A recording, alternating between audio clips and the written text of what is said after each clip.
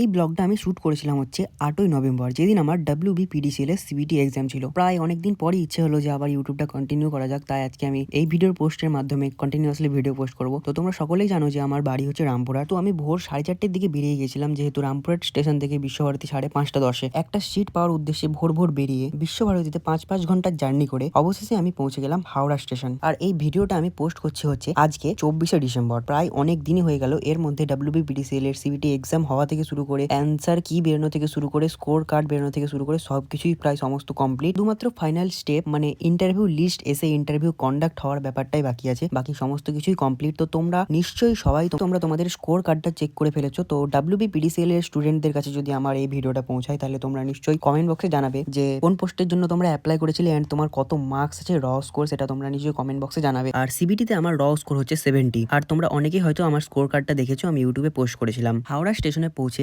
আমার দিদি এবং একটা দাদার সাথে হাওড়া মেট্রো স্টেশন থেকে গঙ্গার তল দিয়ে আমি সোজা পৌঁছে গিয়েছিলাম সল্টলেক সেক্টর 5, কারণ আমার এক্সাম সেন্টার ছিল TCS গীতবিতান। এক্সাম হলে ঢোকার পর অনেকে আমাকে ডেকে আমার সাথে কথা বলেছো, অনেকে এক্সাম থেকে বেরোনোর পর সেলফিও তুলেছো। ব্যাপারটা আমার বেশ ভালো লেগেছে। তোমরা এভাবেই সাপোর্ট করতে থেকো। আর আমি চাইছি না ভিডিও করাটা বন্ধ করতে। তোমাদের কি মতামত সেটা জানিও, যে ভিডিও করবো নাকি ভিডিও করা এখন বন্ধ করবো, সেটা অবশ্যই জানিও কমেন্ট বক্সে। আর মার্কসটা তো অবশ্যই জানিও যদি WBPDCL এর এক্সাম দিয়ে থাকো। চলো দেখা হচ্ছে নেক্সট ভিডিওতে খুব তাড়াতাড়ি।